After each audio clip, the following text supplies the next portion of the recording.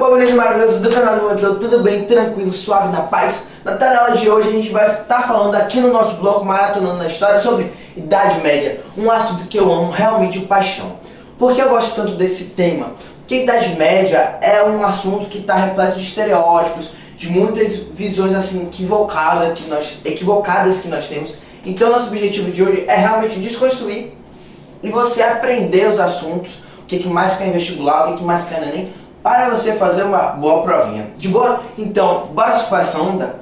Idade Média. Idade Média é um assunto às vezes tão cabicioso, tão minucioso, porque normalmente é ensinado nas escolas na forma errada, na cronologia errada, e também porque é um período gigantesco. É um período da história que são vários passozinhos. Se a gente não olhar com o microscópio, a gente vai achar que de uma hora para outra mudou tudo. Não, a história, igual como os seres humanos, mudam aos poucos, mudam com objetivos, mudam com um propósito. Então é essa visão, é essa pegada que a gente vai ter na aula de hoje, tranquilo? Então, como é que começa a Idade Média? Como é que vai começar esse período da história, que por alguns é chamado de Idade das Trevas? A gente vai entender também por que esse nome.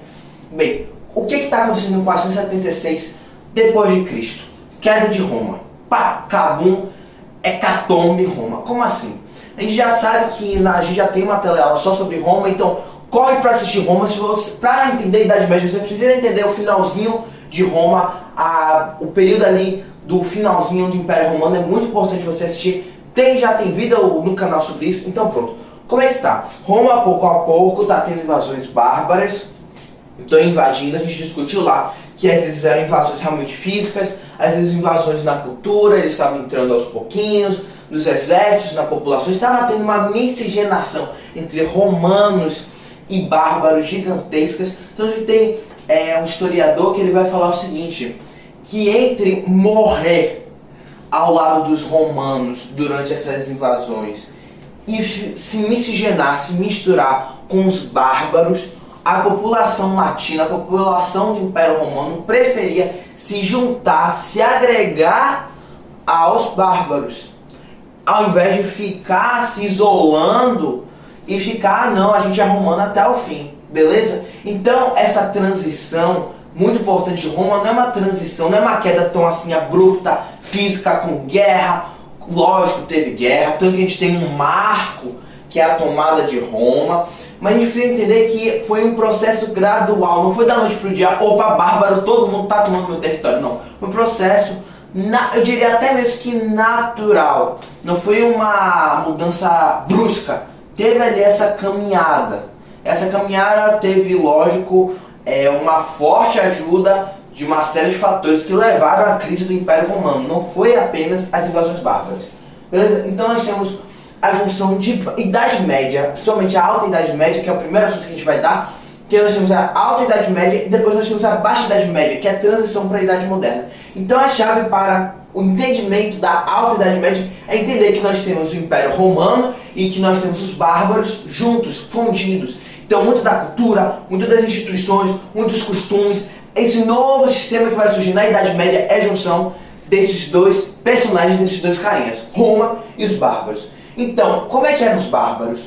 Os bárbaros, eles tinham uma cultura muito relacionada ao bélico, à luta, à guerra, ao confronto. Nós chamamos tribos, então não existia unificação política diferente de Roma. O que mais a gente pode falar sobre os bárbaros?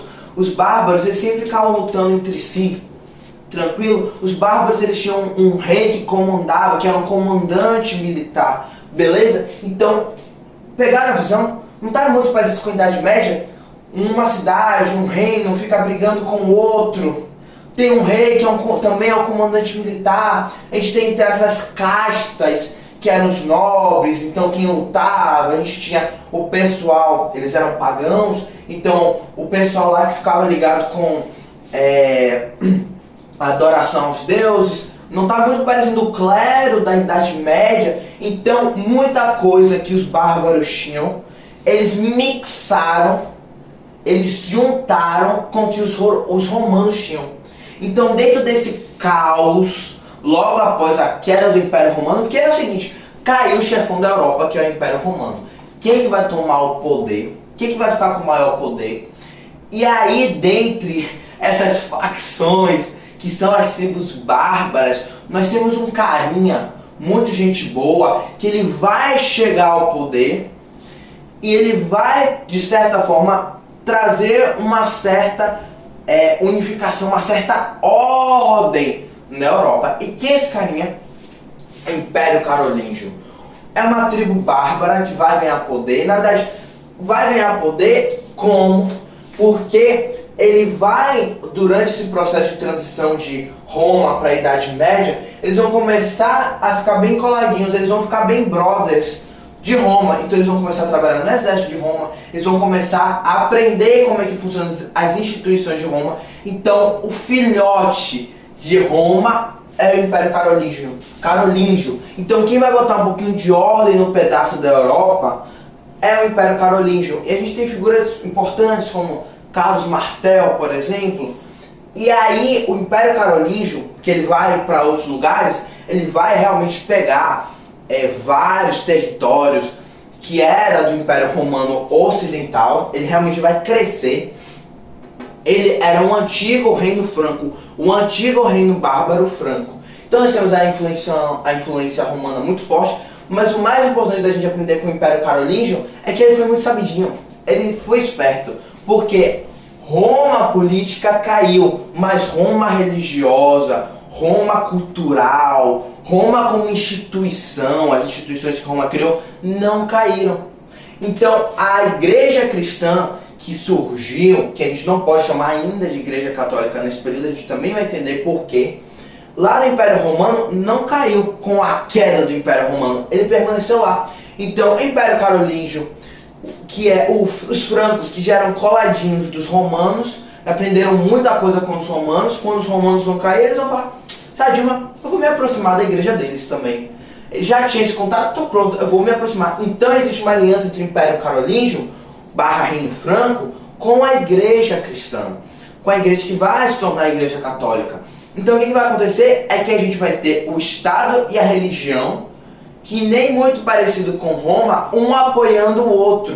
E aí que a gente vai começar a ter aquela noção de que, por exemplo, o rei é uma figura assim poderosa, porque foi escolhido por Deus. Ainda não é nesse período vai surgir essas ideias. Que a gente vai ver esses aspectos, os teóricos, etc., que vão formar essas ideias lá na centralização do poder político da Europa, na Idade Moderna, o surgimento das monarquias absolutistas. Mas essas ideias começam a brotar, começam a ser semeadas no terreno nesse período do Império Carolíngio. Então vai ter esse apoio, essa união, essa aliança, melhor falando, essa aliança, pronto, nomezinho bonito, aliança entre o Império Carolíngio e a igreja cristã da época, que era a igreja lá que estava em Roma.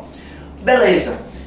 E isso vai ajudar ambos os lados, porque o Império Carolíngio ele vai receber apoio religioso, ele agora tem uma justificativa para dominar a Europa, e a igreja também vai ser protegida, tanto que ela vai receber exércitos, território. Então a igreja católica, do jeito que a gente conhece lá na Idade Moderna, a gente vai começar a entender a estrutura que vai surgir a partir daqui.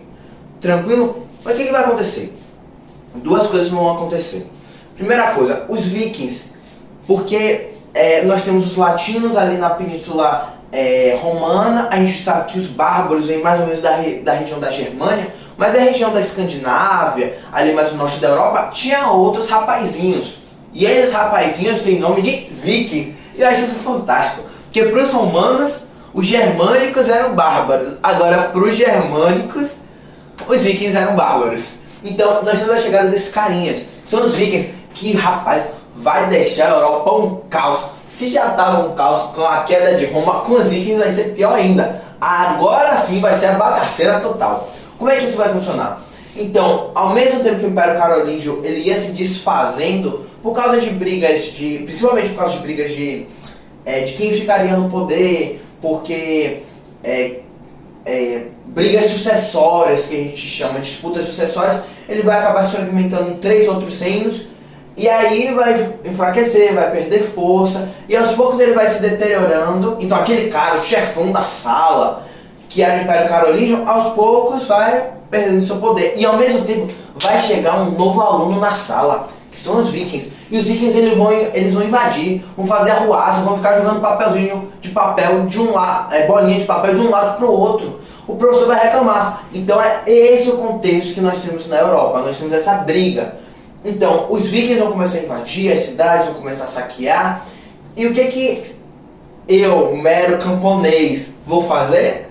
Bem, se não está dando certo esse modelo de eu morar assim nesses reinos do jeito que está, nessa formatação muito parecida ainda com o que era no Império Romano, o que eu vou fazer? Eu vou sair da minha cidade, eu vou sair da minha terrazinha, porque eu não consigo me proteger. Eu estou sendo saqueado, roubado, estão me matando todo dia. Os vikings estão me invadindo, estão invadindo minhas terras. O que eu vou fazer? Eu vou pegar minhas trouxinhas e eu vou morar em um lugar que consiga me proteger melhor. Que lugar é esse? Cadê? Feudo. Onde está feudo? Aqui, feudo. E agora a gente vai entender, o feudalismo é um sistema que ele vai surgir dentro desse contexto. Fim do Império Carolíngio, invasão dos vikings, chegando aí na Europa com força. Então o que vai fazer? Vai haver uma ruralização cada vez mais forte. Mas é interessante esse feudalismo que tem várias coisas acontecendo ao mesmo tempo. Enquanto os reis não tinham como, por exemplo, conseguir se proteger seu território por causa da grande quantidade de invasões que estava tendo, o que eles vão fazer? Eles vão doar algumas terras para algumas pessoas, colegas deles, gente boa, parceiros, que eles vão cuidar desses territórios. E eles vão, caso por exemplo, eu doei para fulano, se eu for atacado pelos vikings, fulano vai ter que me proteger. Se fulano for atacado pelos vikings, eu vou ter que ajudar o fulano também. Então, os reis observaram que sozinhos eles não iriam dar conta. Então eles vão começar a dividir seu território. Então vai ocorrer essas doações de terra. E essas doações de terra são as relações de vassalagem e sucerania. Então, se eu dou minha terra para fulano, eu sou sucerano. Eu que, entre aspas, não é que eu mando nele, porque ele agora vai ter autonomia, mas eu tenho uma hierarquia militar mais alta que ele, que é meu vassalo. Agora, se ciclano, que é meu vassalo, der a terra para o fulano, ciclano ele vai virar sucerano e fulano vai virar vassalo. Então, a gente está vendo cada vez mais uma descentralização política. Está começando a fragmentar mais. E está começando a surgir uma nobreza feudal. Está começando a surgir, então, essa casta dos nobres, que eram agora pessoas que comandavam grandes lotes de terra, que eram os feudos. E esses feudos, a gente vai ver, por exemplo, que tem as terras comunais, tem a terra dos camponeses, tem a terra do senhor feudal, onde os camponeses vão ter que trabalhar lá. Então, tem o castelo. Então, vai surgir essa formatação de um espaço autônomo, ou seja, ele consegue sobreviver de boa sozinho, ele consegue produzir para sua própria subsistência, ele não depende dos outros, porque os outros toda hora estão sendo invadidos, e é um ambiente extremamente fortificado. Então eu, camponês, vou me mudar para lá, porque lá é mais seguro. Lá existe alguém que pode me proteger. Então eu vou fazer um pacto com o senhor feudal, não seria uma aliança, é mais dessa ideia de contrato, de pacto, no qual eu vou meio que ser, a palavra certa não é escravo, porque escravo está relacionado à mercadoria, mas entre aspas, um escravo da terra. Depois eu vou explicar melhor essa questão de servidão. Eu vou trabalhar lá, eu vou viver lá, eu vou estar ligado para a terra pro resto da vida, e o senhor feudal vai ter que me proteger. Tranquilo? Então, nesse contexto de surgimento dos feudos, invasão dos vikings, nós vamos ter a ruralização da Europa, que as cidades vão ser toda hora saqueadas, invadidas, e o surgimento da servidão. Então, eu, camponês, vou ser servo do senhor feudal. Eu vou ter que pagar alguns impostos para ele, em forma, por exemplo, de uma parcela da minha produção. Ele vai doar, meio que arrendar um pedaço da terra dele para eu conseguir sobreviver. Eu vou dar os impostos para ele, eu vou trabalhar alguns dias na terra dele. Então faz parte do contrato. Em troca ele vai me proteger, e ele tem que me proteger até eu morrer e etc. E eu também estou ligado para a terra até eu, meus filhos, meus netos, meus tataranetos.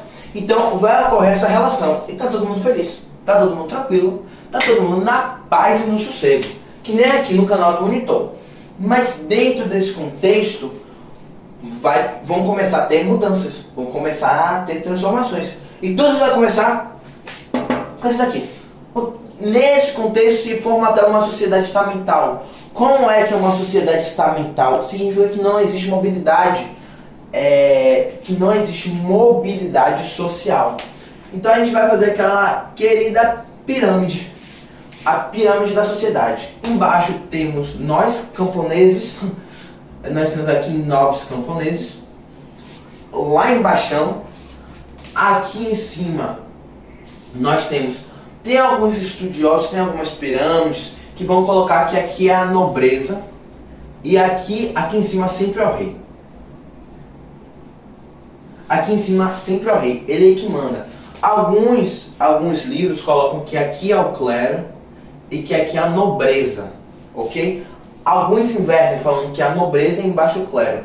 Nesse contexto, especificamente da Alta Idade Média, eu coloco sempre que é a nobreza aqui em cima, que a nobreza está ganhando muito poder por causa dos feudos, e aqui embaixo eu coloco o clero. Na Idade Moderna, isso porque o que vai ocorrer é que vai ter uma centralização política realmente muito mais forte. Então, o rei vai ter uma figura mais forte, a nobreza vai ter uma figura menos forte, e aí o clero sobe. Mas dentro dessa formatação da Alta Idade Média, eu sempre utilizo essa formatação: rei, nobreza, clero e camponeses. Camponeses, burgueses, servos, vilões, tranquilo? Então, é isso. O detalhe é que a igreja defendia isso, falava não, tá certo. Não pode ter. Esse é o sistema do equilíbrio. Camponês sempre é camponês, camponês trabalha, clero ora, nobres lutam. Pronto, essa é a formatação. Então, nós temos essa figura da igreja com muito poder. Então, o Império Carolíngio cai, e quem sobe para ficar no poder, botando ordem no pedaço, é a igreja. Que agora você já pode chamar de igreja católica, e não mais de igreja só, a igreja cristã. Que nós temos já agora o cisma do Oriente. O que é o cisma do Oriente? Em 1054, a igreja estava tendo muita treta, estava tendo muita briga, muita divisão interna. Então, teve a cisma, significa divisão. Então, houve a separação entre a igreja ortodoxa, que é a igreja do Oriente, que ficou lá em Bizâncio, ou seja, que vai ficar lá no Império Romano Oriental, que ainda está vivo até esse período, e um pouquinho mais, que é 1453, que ele cai. E a igreja católica, cristã católica, ela vai ficar do lado ocidental, ou seja, ela vai ficar na parte da Europa, e ela vai receber um grande poder, porque, bora pensar na lógica da época, ela de escolher quem ia para o inferno e quem ia para o céu, e todo mundo acreditava, não existia outra opção de religião. Não sei se vocês conseguiram pegar a sacada, mas hoje, por exemplo, eu posso ser cristão, eu posso ser católico, eu posso ser evangélico, eu posso ser muçulmano, que a gente vai falar um pouquinho depois, eu posso ser cristão ortodoxo, eu posso ser ateu, eu posso ser agnóstico, tem 1001 religiões hoje em dia, mas naquela época na Europa, a gente só tinha a igreja católica, e a igreja católica com muita força, com muito poder. Então ela exercia um grande poder mesmo nos reis, na sociedade. Por isso que muitas decisões que a igreja deu, botou ordem no pedaço, instituiu aquilo e acabou, sem conversa. Então, nesse contexto é que a gente consegue entender como é que a igreja fica com tanta força, porque ela vai ganhar, de certa forma, cada vez mais um poder, uma influência política sobre a Europa, ok? Uma influência social gigantesca. Ela que vai começar então a voltar a ordem.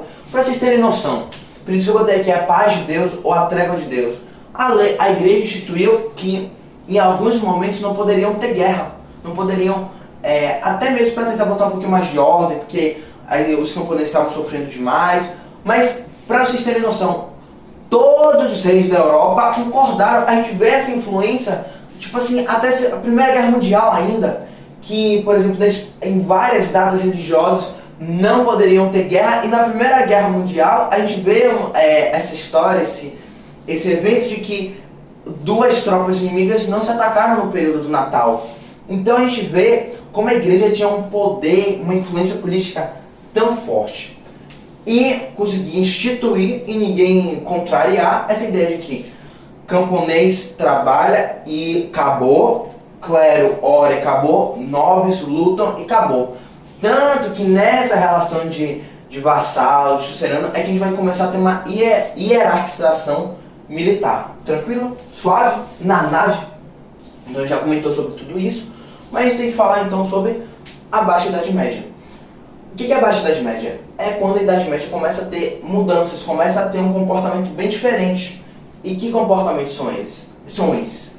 Todos os comportamentos vão começar com isso daqui, inovações agrícolas. Eles vão começar a ter algumas ideias bacanas, diferentes. Eles vão começar a aplicar e dá certo até demais. Então o que vai acontecer? Vai começar a ter uma produção bem maior. Com essa produção bem maior começa a ter excedente. Esse excedente eles vão começar a vender. Eles vão começar a criar um comércio entre os feudos.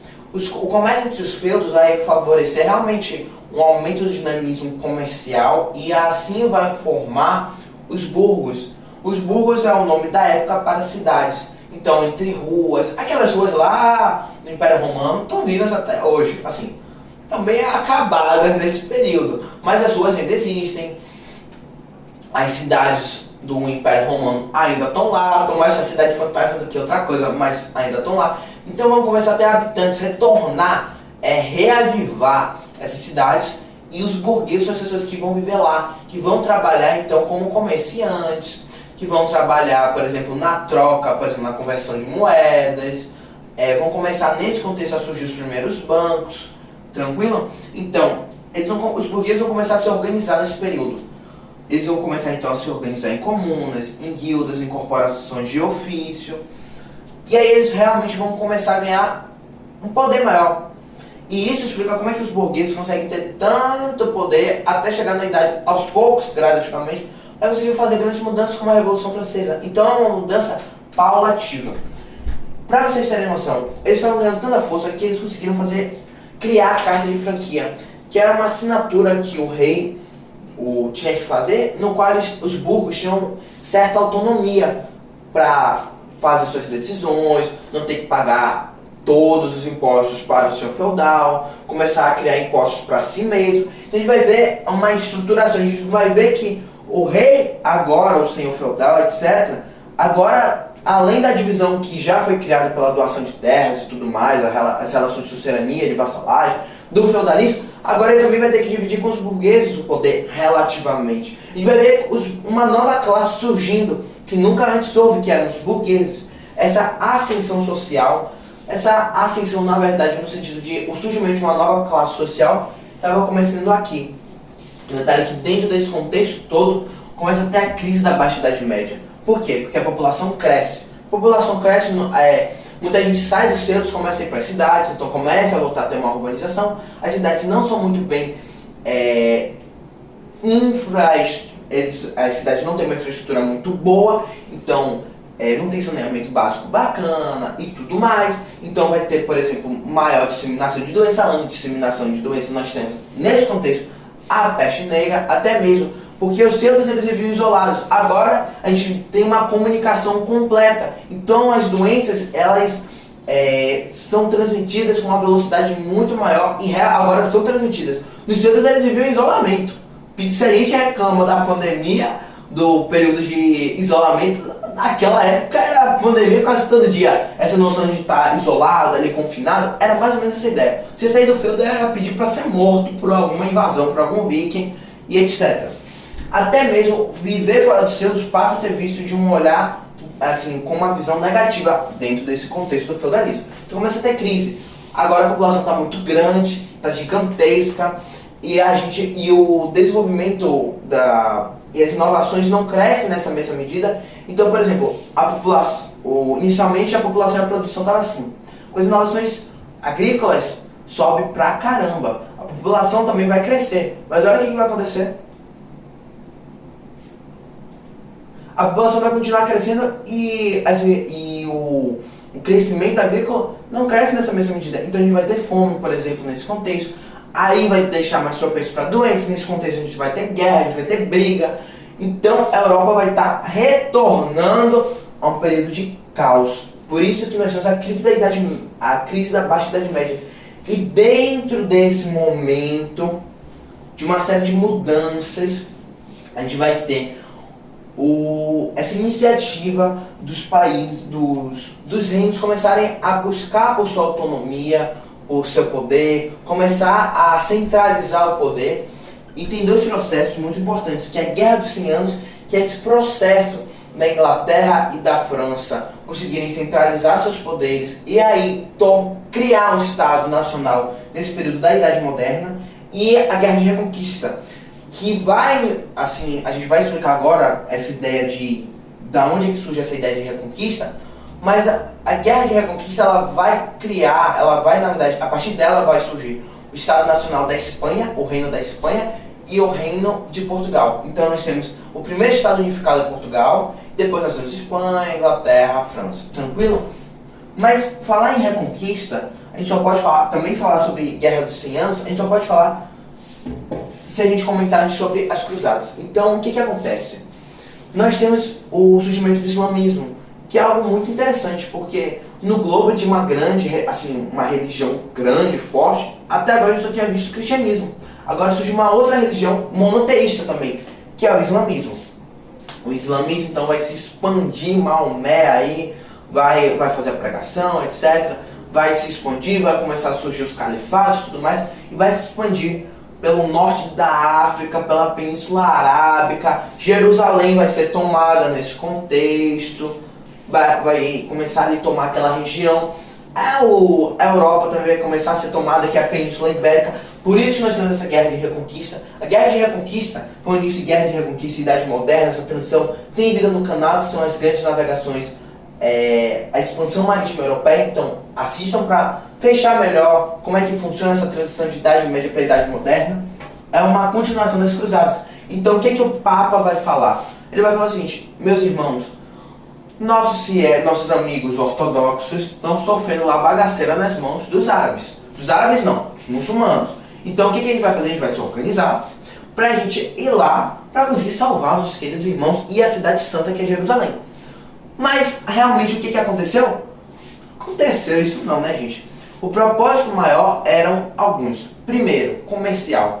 As cruzadas foram um grande sucesso comercial, porque começou então realmente ter um maior dinamismo. A partir desse momento já pode falar que está começando a dar os primeiros passos para a globalização. Tranquilo? Então, para o comércio foi super bacana, em relação, porque até mesmo que agora a Europa tinha novos lugares para poder explorar, para poder criar relações comerciais. Realmente, a Igreja Católica conseguiu expandir seus poderes, sua influência, mas essa ideia de bora salvar a Cidade Santa, bora expulsar os muçulmanos, nunca deu certo. Se a gente ler e estudar com minuciosidade as cruzadas, que foram algumas, a gente vai ver que teve cruzadas que nem foram para Jerusalém. Então a gente vai ver uma história que é contada, mas que não cola muito. E por que o pessoal aderiu muito para as cruzadas? Porque o Papa falava que, por exemplo, você seria salvo, você poderia ter espólio de guerra durante esse período. Então, para a Europa vai ser positivo. Nesse âmbito missionário, religioso, militar, não deu muito certo. Tranquilo? Então pronto. Dentro desse contexto todo de mudanças é que nós temos o surgimento da Idade Moderna, quando em 1453 Constantinopla é tomada pelos turcos otomanos, e aí vai começar um monte de mudança, mas já tem vida no canal. Gente, se parecer um pouco confuso essa questão do fim da Idade Média, volta um pouquinho e assiste. Por quê? A Idade Média e todos os períodos da história, mas principalmente a Idade Média, que é um período de muitas mudanças, a gente sempre tem uma coisa e outra, tem várias acontecendo. Uma mudança não ocorre só por causa de um fator, mas por vários. E na Idade Média essas mudanças têm vários fatores importantes. Então não é o único fator importante, são vários fatores importantes. Tranquilo? Duas coisinhas que a gente não pode esquecer. As mulheres. Realmente, nesse contexto, as mulheres eram mais mantidas dentro do ambiente doméstico, dentro do ambiente interior da casa. A gente tem sim relatos de mulheres que eram responsáveis por mosteiros, mulheres que tinham propriedade privada, que ali comandavam suas terras. Então a gente vai ter sim mulheres com uma pegada bem diferente do que a gente imagina para essa época. Um pouco parecido com hoje. Essas personalidades em específico. Por exemplo, nós temos Joana d'Arc, que é uma figura feminina super importante desse período. Tranquilo? A gente tem Isabela também, de Aragão. Então, nós temos algumas figuras bem assim, emblemáticas positivamente. Então, que realmente se comportaram diferente do que o padrão da época exigia. Ok? Outra coisa que nós temos que falar é que dentro desse período dos burgueses, os burgueses eles vão ser muito discriminados, até mesmo julgados pela igreja como pecadores. Que a igreja via que eles assim começaram uma pegada mais racional, um pouquinho... a igreja estava vendo que com os burgueses a pegada seria diferente do que com os nobres, ok? Tanto que a gente vai ver que quem vai fazer renascimento cultural, quem muitas vezes vai financiar a reforma protestante, quem vai abrigar esses reformadores, são os burgueses. Então os burgueses eles sempre vão se posicionar meio que contra essa sociedade estamental que a Igreja Católica apoiava tanto. Então eles foram julgados de cometer o pecado da usura. Então a Igreja Católica ela vai realmente discriminar bastante. E por isso a gente entende porque os burgueses ao longo da história, principalmente no final da Idade Moderna e início da Idade Contemporânea, eles vão querer tantas mudanças, eles vão querer tanto que haja ascensão social. Porque durante muito tempo nós vamos manter essa ideia de uma sociedade estamental. Você não pode sair ali da sua camada, da sua esfera social. Galerinha, se vocês gostaram do vídeo de hoje, deixa o like, se inscreva no canal, aperte no sininho para que cada vez mais nossa sala de aula cresça. Então galerinha, até a próxima teleaula.